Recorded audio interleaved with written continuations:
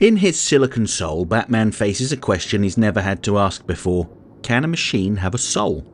The episode opens like a ghost story, a figure in the shadows who looks and sounds like Batman. But this isn't an enemy impersonating the hero.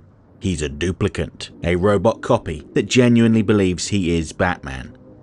He has Batman's memories, believes in his mission, and even his guilt is copied. And yet he is not technically alive. He's a collection of data points that's been told he's a person. By focusing on the philosophical question of what it means to be alive, his Silicon Soul becomes one of the most memorable episodes of Batman the Animated Series, despite not featuring a recognizable villain. The story also builds on rare continuity within Batman the Animated Series, picking up threads from Heart of Steel and resurrecting an idea that was cut from the original finale, a confrontation between Batman and a robotic version of himself.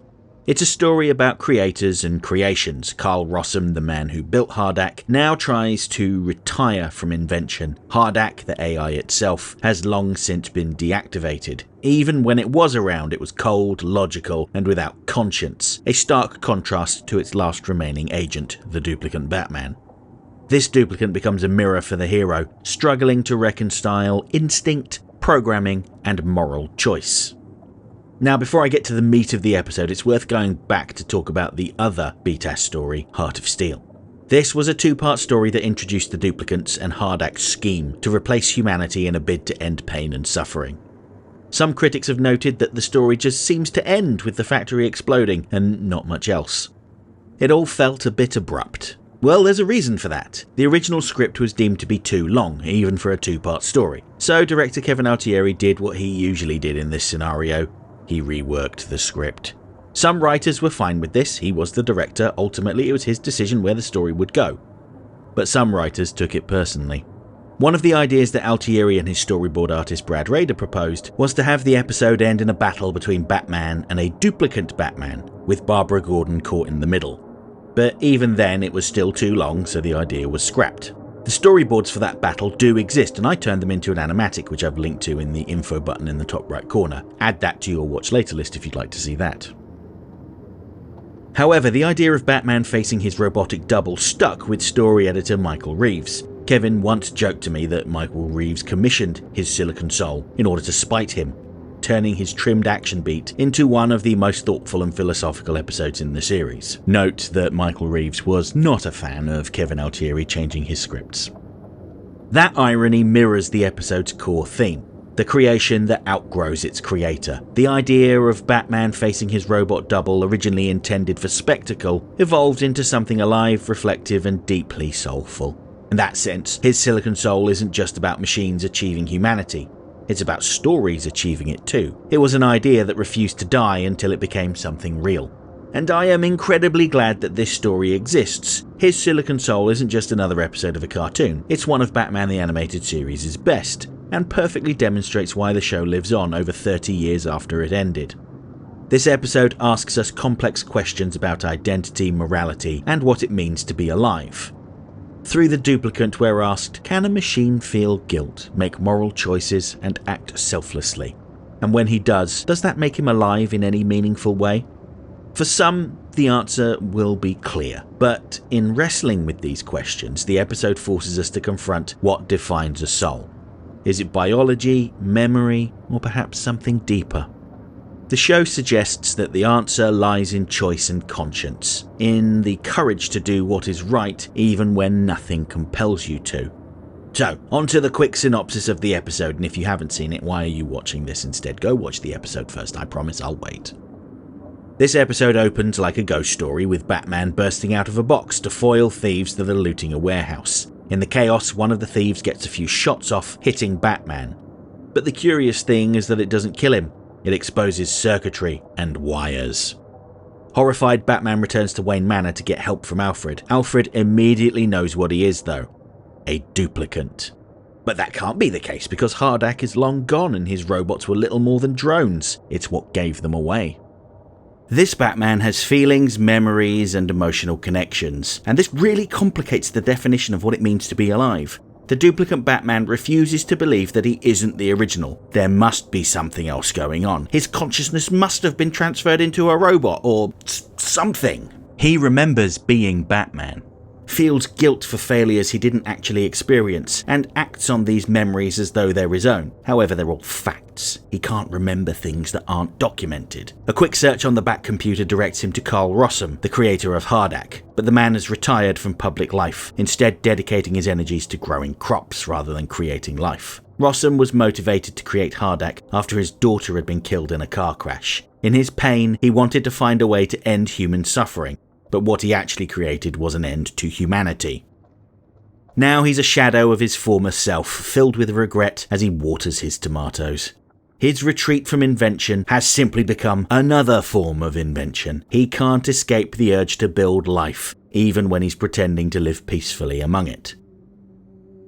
Rossum's scenes frame him as a tragic god figure. He wanted to make the world better, only to realise that he'd made something that could replace it. As the Duplicant's creator, or the creator of his creator, he tells him that he isn't alive, he's just a copy, and that his body is damaged beyond repair. And when the real Batman shows up, there is an inevitable battle between the two. However, the Duplicant drops everything once he sees Rossum is in danger and flings him to safety. Similarly, when he examines Hardak's remains and a dormant version of Hardak reawakens within him, he struggles against Hardak's reawakening directives. His moral instincts, his Batman-ness I suppose you could call it, are at war with his programming. Hardak is able to repair the Duplicant's body, but that doesn't earn it his loyalty. Instead, he tries to break free. It's a pointless fight that he can never win, but that's further evidence of humanity. Sometimes we do things not because we think we'll succeed, but because it's right. Contrasting Hardak with the Duplicant Batman further illustrates that the Duplicant Batman is alive. Consciousness clearly isn't enough, it's morality that seals the deal. Hardak is essentially the machine that knows everything but cannot feel, while the Duplicant Batman doesn't really know an awful lot, but he has feelings that mirror Batman's.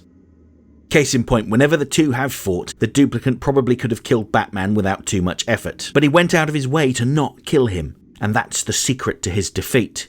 He was too good a copy of Batman.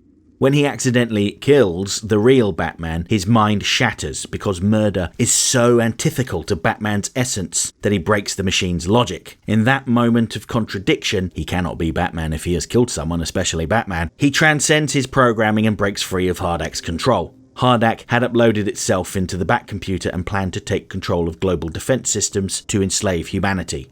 Now that the Duplicant Batman was free of its control, he sacrificed himself to destroy the Batcomputer and bring an end to Hardak once and for all. Now, obviously Batman hadn't really died. It was a necessary deception to save the world. But Batman finds himself wondering if the Duplicant had a soul of silicon, but a soul nonetheless.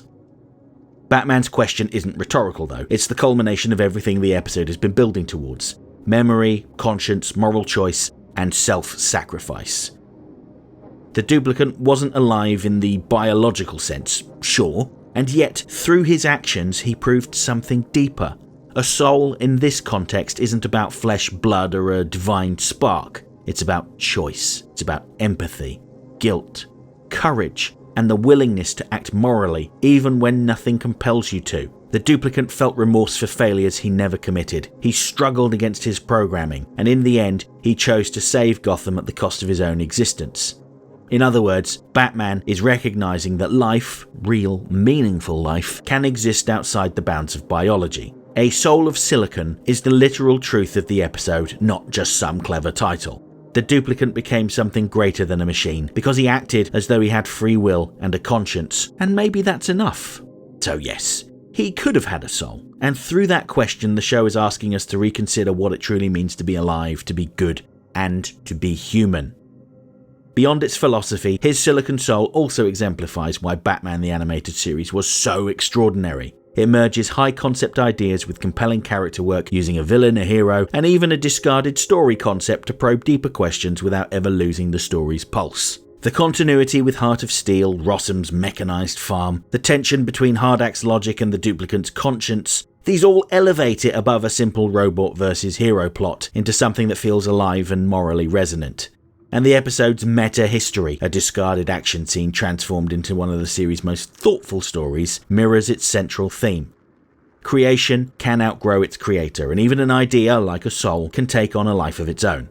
In the end, his Silicon Soul is more than a story about machines. It's about humanity, our choices, our conscience, and our capacity to do good. It's proof that Batman the Animated Series could be thrilling, emotionally resonant, and intellectually daring all at once. And it's one of the reasons why I love this show so much and spend so much time talking about it. In a series full of iconic villains and action-packed sequences, his Silicon Soul reminds us that sometimes the most unforgettable stories are the ones that ask the deepest questions. Okay, that's it for this week's essay. If you liked the video, don't forget to like, share, subscribe, leave a comment, tell all your friends about me.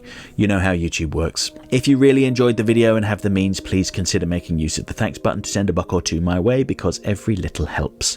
I offer channel memberships for $1.99 a month. This will get you early access to my weekly video essay, priority responses to your comments, members-only videos, custom emojis, and an icon on your profile indicating that you're one of my people. And special thanks to my channel members. Everyone who was a member at the time of this video's creation is listed on the screen right now. If you want to see your name amongst all these wonderful people, join the channel now.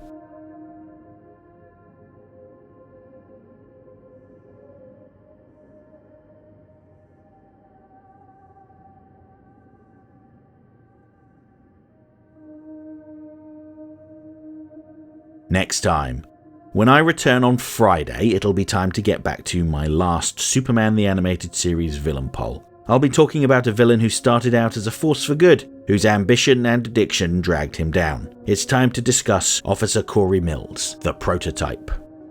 And next Monday, it's time to return to a villain seen in 2004's The Batman. Oh, and look at that, it's another villain poll. We're going to be talking about their version of Spellbinder. Hope to see you then.